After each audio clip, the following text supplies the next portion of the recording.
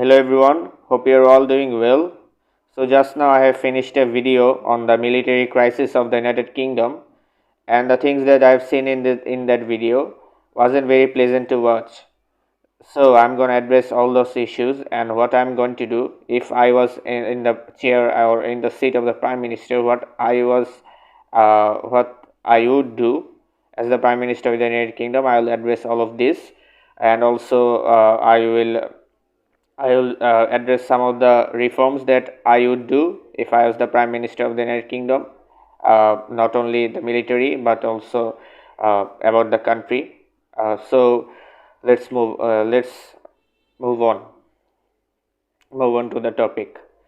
So the UK, the United Kingdom government, they spend around 2.68% of their entire GDP in for their military purposes. This includes the procurement of military equipment and also research and development of various military projects.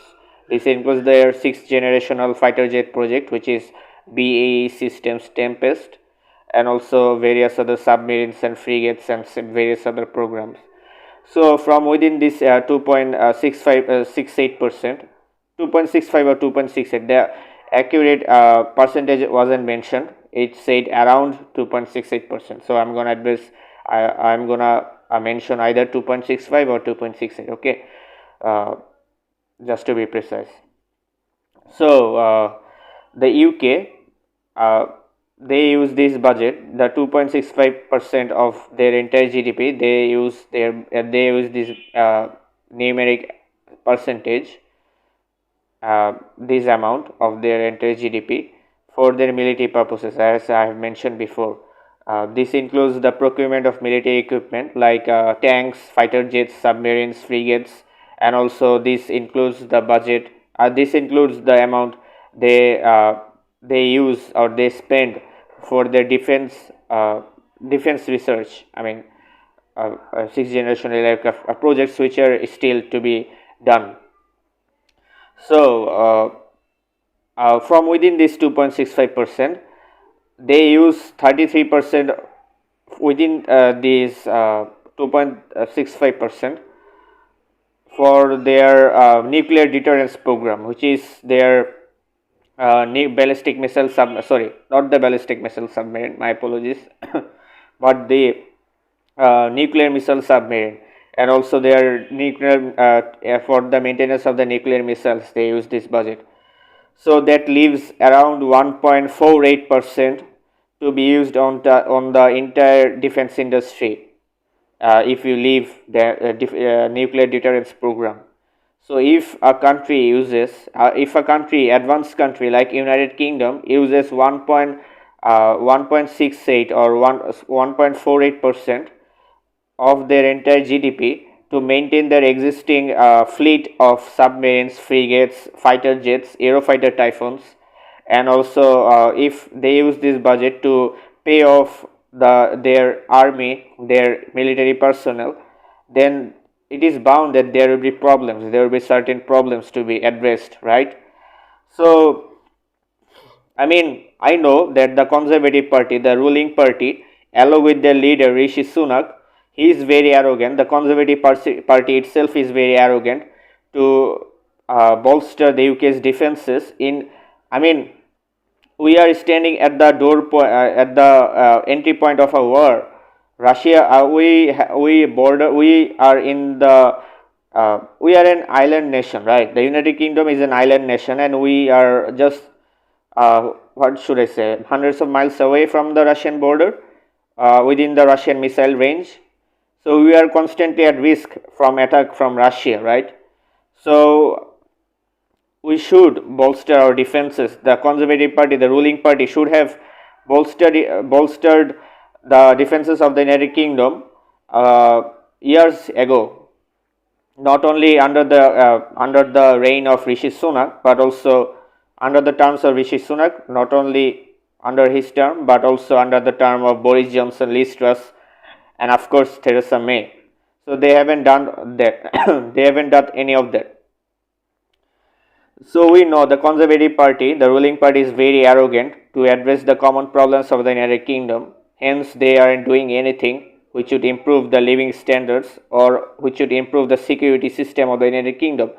They are busy aiding Ukraine. They are busy aiding Ukraine, and they are busy uh, giving Ukraine billions of dollars, billions of pounds, whereas their own citizens, their own British citizens, they live in poverty, they live impoverished, they live under high taxes. So the Conservative Party aren't addressing any of this. So I mean, I don't know. They deserve to be kicked out from the parliament. They have done the UK wrong. The UK needs a leader. The UK needs someone who understands them, who understands the struggle of the common people, and who can lead them properly. And that person is me. I'm the one, and you should vote for me if I stand for the Prime Minister of the United Kingdom. If I stand for elections, you should vote for me. So let's pause for a second.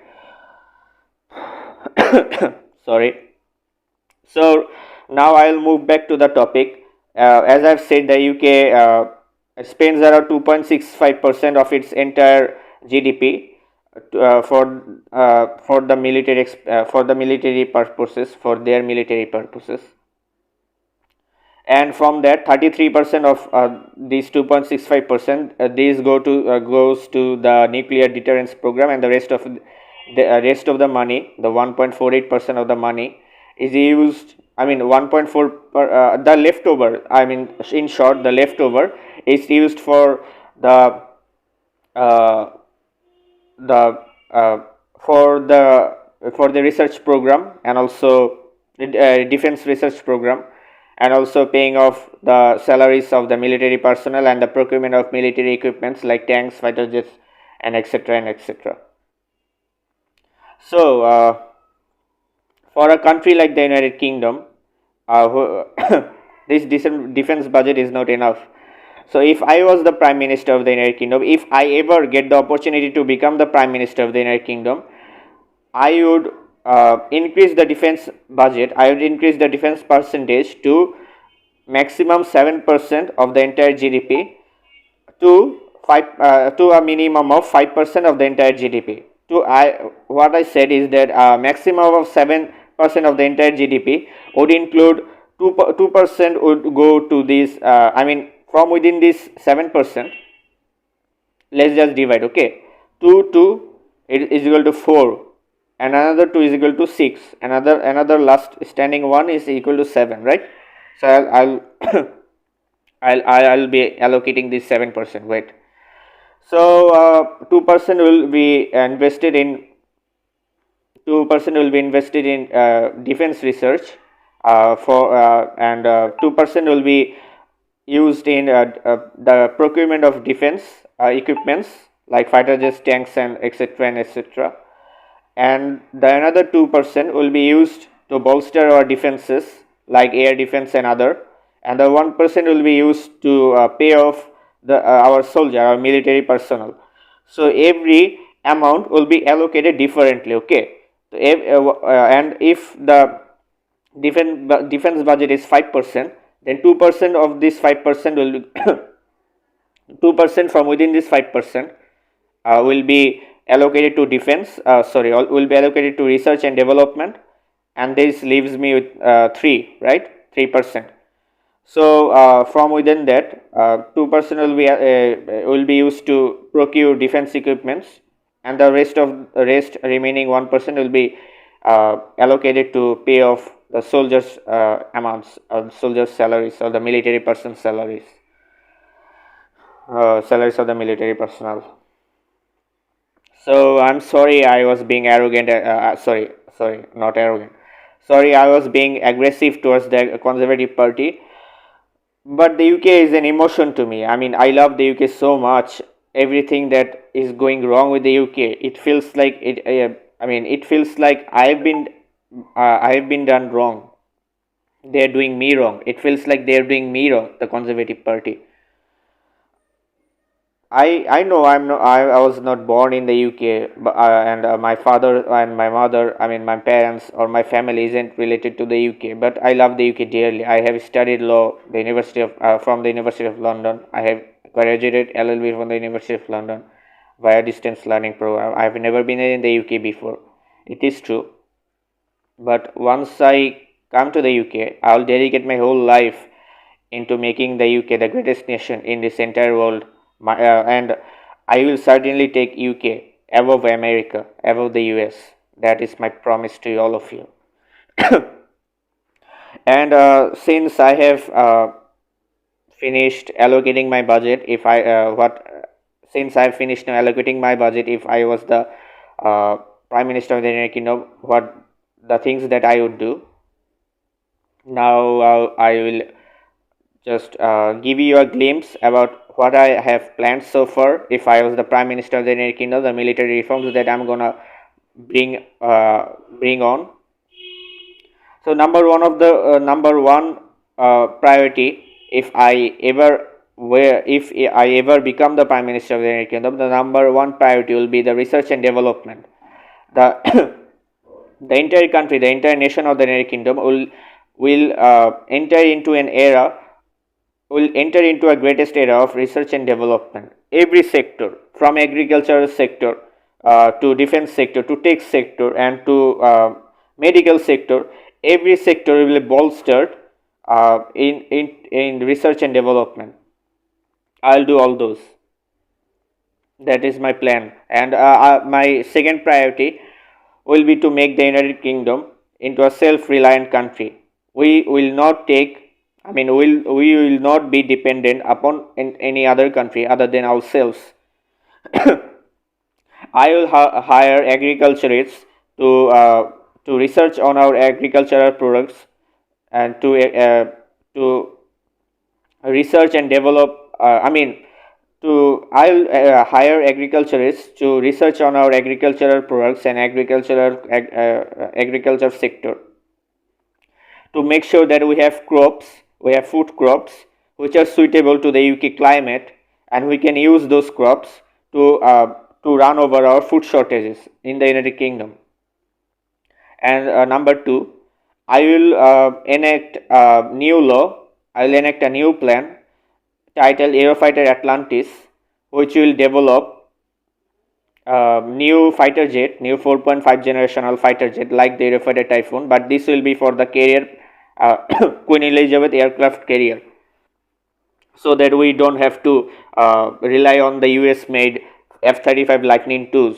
And the advantage of using these fighter jets will be, the Eurofighter Atlantis fighter jets will be, these fighters will be cost effective, will be available to us at all times, will be much more reliable without any accident history. Will be much more reliable with very rare chances of failures, with zero to null chances of failures, and they will be used for our carrier strike group. And number three will be to develop radar and to develop radars which will detect 6th generational aircraft carrier and 5th generational aircraft carrier. So no matter if you use the 4.5 generational aircrafts like the Eurofighter Typhoon and the Eurofighter Atlantis, we will always be a one step ahead in terms from our enemy.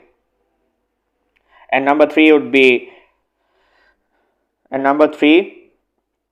that our ocean fleet, the navy fleet, will be increased in size. I will procure two more aircraft carriers, the Queen Elizabeth class aircraft carriers. I'll procure two more, and also our surface navy fleet, the frigates and the submarines, will be increased in size and numbers. It will be increased in numbers and quality, of course.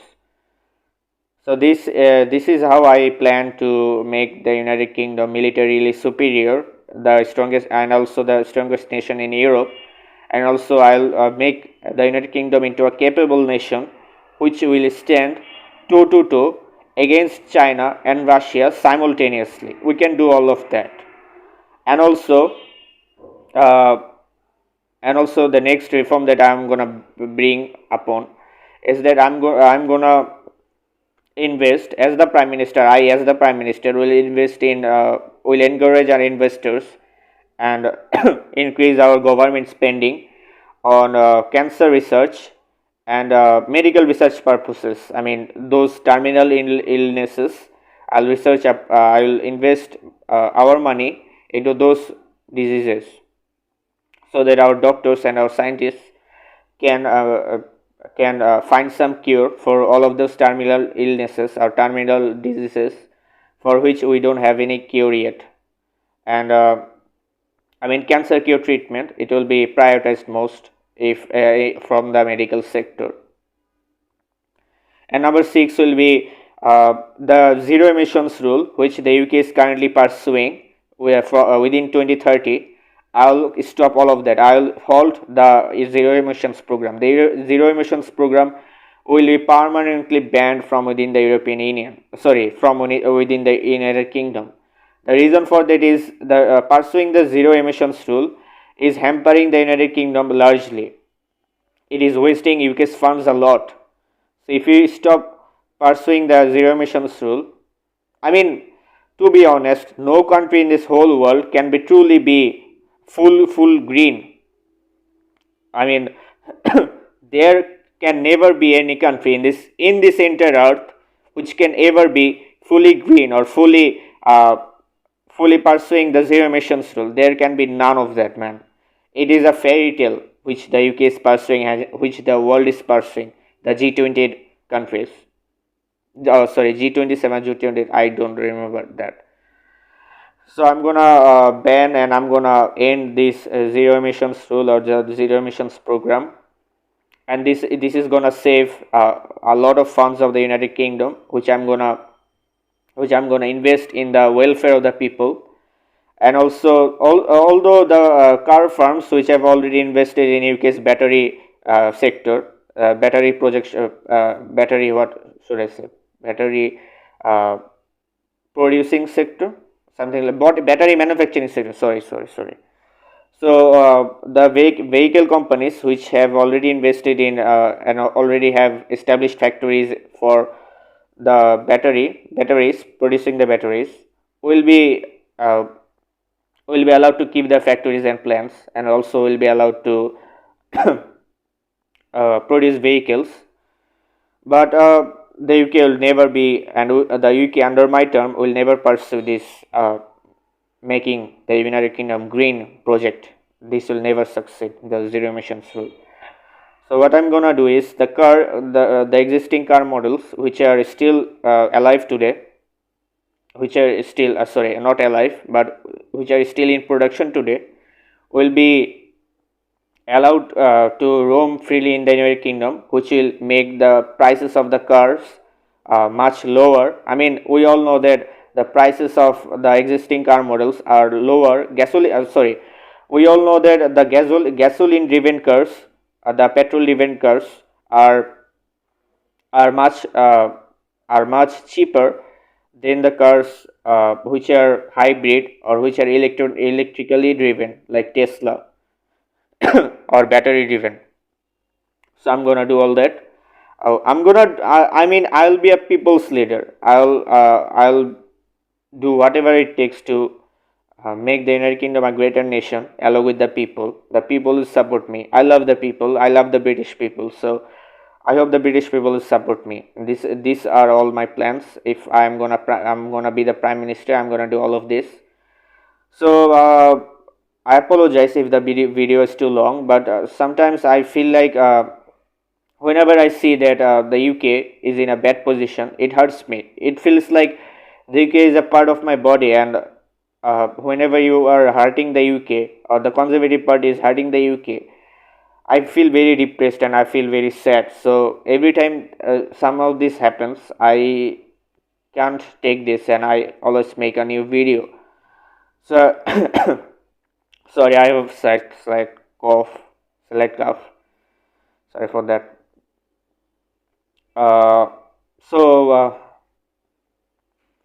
I may be in Bangladesh, but my heart is always in the United Kingdom. So if I am going there, if I mean after I go there, I will. Since I'm a Commonwealth citizen, I can do politics in the United Kingdom, right? I'm eligible to do politics in the United Kingdom. So what I'm gonna do is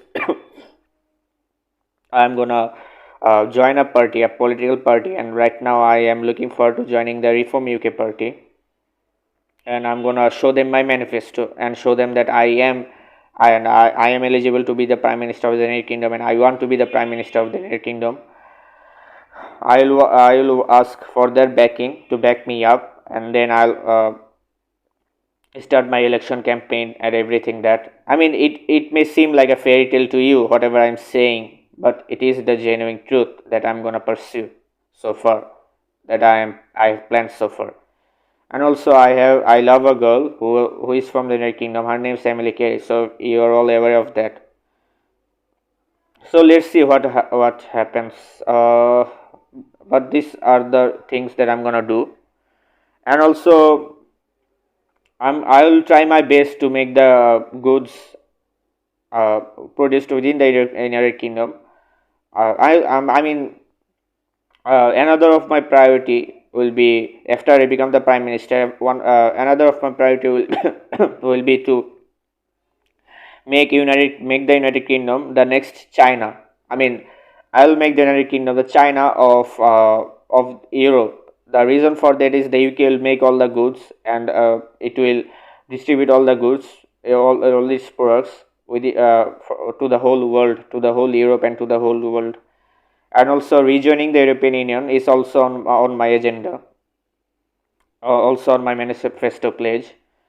So I mean, also is the rejoining the European Union is also in my manifesto, election manifesto. And if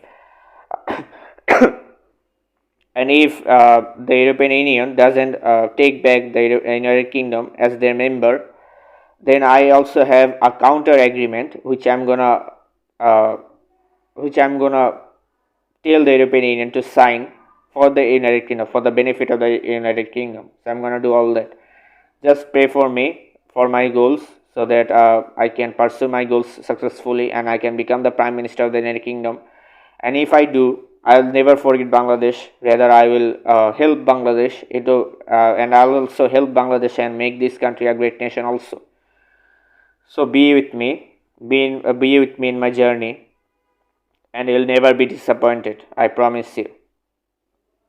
And I hope that Emily Carey will marry me, because I love her, man.